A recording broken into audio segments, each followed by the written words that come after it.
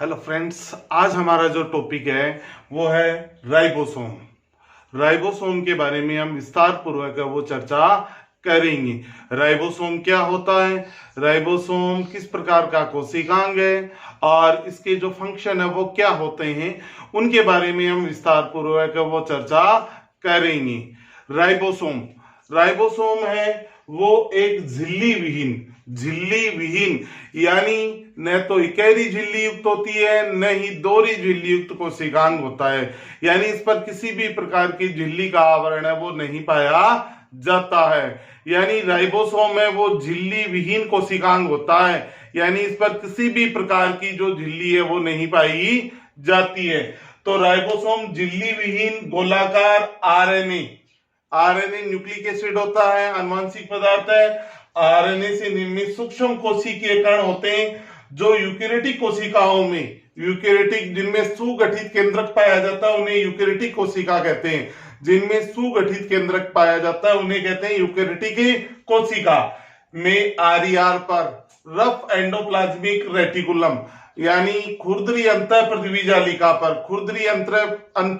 जालिका पर कोशिका द्रव्य में माइटोकॉन्ड्रिया एवं हरित लावक में पाए जाते हैं। हमें पता है माइटोकॉन्ड्रिया एवं हरित लावक है वो दोहरी झिल्ली युक्त कोशिकांग होते हैं। क्या होते हैं? दोहरी झिल्ली युक्त कोशिकांग है दोनों। तो राइबोसोम जो होता है वो झिल्ली विहीन कोशिकांग होता है, गोलाकार होता है, आरएनए से निर्मित होता है। किससे निर्मित होता है? आरएनए से निर्मित कोशिकांग होता है। इनका व्यास है वो 150 एंगस्ट्रॉम से 250 एंगस्ट्रॉम तक पाया जाता है इनका व्यास। खोज है सबसे पहले रॉबिन्सन एंड ब्राउन ने 1953 ईस्वी में सेम की जड़ों की कोशिकाओं में राइबोसोम की खोज की थी। यानी सबसे पहले रॉबिन्सन एंड ब्राउन ने 1953 में सेम की जड़ों की कोशिकाओं में राइबोसोम की खोज की थी। पेलाडे ने 1955 ने जंतु कोशिकाओं में राइबोसोम को देखा था। यानी प्लांट सेल में तो रॉबिन्सन एंड ब्राउन ने और एनिमल सेल में देखा था पेलाडे ने। किसने देखा था? पेलाडे नामक वैज्ञानिक ने इसको देखा था। अब हम बात करते हैं कि जो राइबोसोम है वो अवसादन गुणांक यानी आकार के आधार पर, आकार का निर्धारण है वो इनका अवसादन गुणांक के आधार पर है वो किया जाता है। सबसे पहले जो दो प्रकार होते हैं इसके अवसादन गुणांक, आकार के आधार पर अवसादन गुणांक का निर्धारण है। उसके आधार पर राइबोसोम के जो प्रकार है वो दो प्रकार के होते हैं। पहला जो प्रकार होता है वो 70S राइबोसोम, दूसरा होता है 80S राइबोसोम कहलाता है। 70S राइबोसोम में उसकी दो उप इकाइयां होती हैं। बड़ी उप इकाई को 50S और छोटी उप इकाई को बोलते हैं 30S है वो कहा जाता है। यानी 70S जो राइबोसोम है दो उप इकाइयों में विभक्त होता है। बड़ी को 50S और छोटी को बोलते हैं 30S बोलते हैं। ये आकार में छोटे प्रोकैरियोटिक कोशिकाओं में तथा यूकेरियोटिक कोशिकाओं के हरित लावक एवं माइटोकॉन्ड्रिया में पाए जाते हैं। 70S जो राइबोसोम होते हैं वो पाए जाते हैं प्रोकैरियोटिक सेल में और यूकेरियोटिक जो सेल होती हैं उसमें पाए जाते हैं माइटोकॉन्ड्रिया और हरित लावक में है वो पाए जाते हैं। यानी 70S राइबोसोम प्रोकैरियोटिक कोशिकाओं में पाए जाएंगे, यूकेरियोटिक कोशिकाओं में माइटोकॉन्ड्रिया और हरित लावक में पाए जाते हैं। ठीक है, इसके बाद में आता है 80S राइबोसोम। 80S जो राइबोसोम है इसकी दो उप इकाइयां होती हैं। बड़ी उप इकाई को बोलते हैं 60S और छोटी उप इकाई को बोलते हैं 40S कहा जाता है। यानी बड़ी उप इकाई है 60S और छोटी उप इकाई का नाम होता है 40S होता है। ठीक है, ये आकार में बड़े सभी यूकेरियोटिक कोशिकाओं में पाए जाते हैं, जैसे कोशिका द्रव्य, अंतः पृथ्वी जालिका और केंद्रक। यानी 80S ये आकार में बड़े होते हैं, सभी यूकेरियोटिक कोशिकाओं में पाए जाते हैं, जैसे कोशिका द्रव्य हो, अंतः पृथ्वी जालिका हो, केंद्रक है, इन सभी में 80S राइबोसोम केंद्रक में पाए जाते हैं। ईआर एंडोप्लाज्मिक रेटिकुलम में पाए जाते हैं और इसके अतिरिक्त है वो पाए जाते हैं कोशिका द्रव्य में। कहा पाए जाते हैं? कोशिका द्रव्य में पाए जाते हैं। यानी ये राइबोसोम है यहां पे पाए जाते हैं। यानी कहने का मतलब सिंपल सा इतना ही है कि 80S राइबोसोम है वो यूकेरियोटिक कोशिकाओं में पाया जाता है और 70S राइबोसोम है वो प्रोकैरियोटिक कोशिकाओं में पाया जाता है। प्रोकैरियोटिक कोशिकाओं के अतिरिक्त ये यूकेरियोटिक कोशिकाओं में माइटोकॉन्ड्रिया और हरितलाक में प्रेजेंट होता है। इसके बाद में पढ़ते हैं हमें राइबोसोम की संरचना। राइबोसोम की संरचना यानी ये 70S राइबोसोम की संरचना दिखाई गई है। 70S राइबोसोम में ये छोटी उप-इकाई, ये बड़ी उप-इकाई। छोटी उप-इकाई है 30S और बड़ी उप-इकाई है 50S। ये इनका जो व्यास है वो 290 एंगस्ट्रॉम है। कितना है? 290 एंगस्ट्रॉम में इनका व्यास है वो पाया जाता है। अब हम बात करते हैं कि इनकी जो संरचना है उसमें कौन कौन से भाग हैं। दोनों उप इकाइयों में बड़ी उप इकाई गुंबदाकार है, छोटी उप इकाई है वो अंडाकार होती है।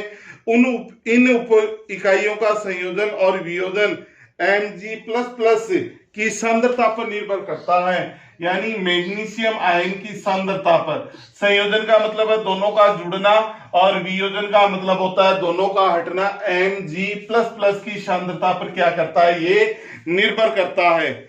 सामान्य अवस्था में ये उप इकाइयां कोशिका द्रव्य में अलग अलग पाई जाती हैं। प्रकाश या प्रोटीन संश्लेषण के समय ये संदेश वाहक आरएनए से जुड़कर संपूर्ण राइबोसोम का निर्माण है वो करती है। यानी कहने का मतलब क्या है? जब प्रोटीन संश्लेषण की क्रिया है तो वाहक आरएनए है वो इनको जोड़ने का कार्य है वो करता है। अब इसका स्क्रीनशॉट है वो बोर्ड से आप ले लो। आपको ये पॉइंट्स हैं वो कॉपी में नोट कर लें, फटाफट इसका स्क्रीनशॉट लो।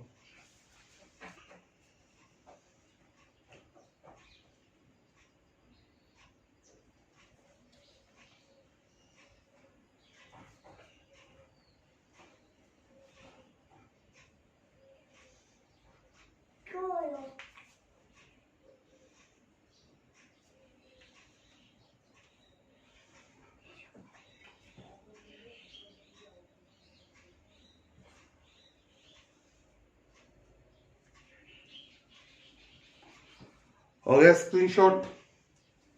तो हमने यहां तक पढ़ा है कि राइबोसोम क्या होते हैं, इसकी खोज किसने की, प्रकार क्या है, इसकी संरचना के कौन कौन से भाग है वो होते हैं। अब इसके बारे में हम चर्चा करेंगे कि राइबोसोम का जो फंक्शन है वो क्या होता है। राइबोसोम का मुख्य फंक्शन है वो क्या होता है, राइबोसोम का कार्य क्या होता है। राइबोसोम का जो मुख्य कार्य है वो होता है प्रोटीन संश्लेषण। राइबोसोम का मुख्य जो कार्य होता है वो क्या होता है? प्रोटीन संश्लेषण का कार्य होता है। क्या होता है? प्रोटीन संश्लेषण का कार्य होता है। अब प्रोटीन संश्लेषण की क्रिया क्या होती है? देखो, हमारे शरीर में जो सेल्स हैं उनको निरंतर प्रोटीन की क्या होती है? आवश्यकता होती है। तो इस प्रोटीन का निर्माण है वो कैसे होता है? देखो, प्रोटीन संश्लेषण की क्रिया है वो 2 चरणों में होती है। पहला चरण जो होता है अनुलेखन और दूसरा जो चरण है उसे हम कहते हैं अनुवादन। क्या बोलते हैं? अनुवादन। ठीक है, हम बात करते हैं कि अनुलेखन की क्रिया। अनुलेखन की क्रिया है वो क्या होती है? देखो, जो आनुवांशिक पदार्थ है वो 2 होते हैं, डीएनए और आरएनए। डीएनए है वो पाया जाता है कहाँ पे? केंद्रक में पाया जाता है। और आरएनए है वो पाया जाता है कोशिका द्रव्य में। कहाँ पाया जाता है? कोशिका द्रव्य में।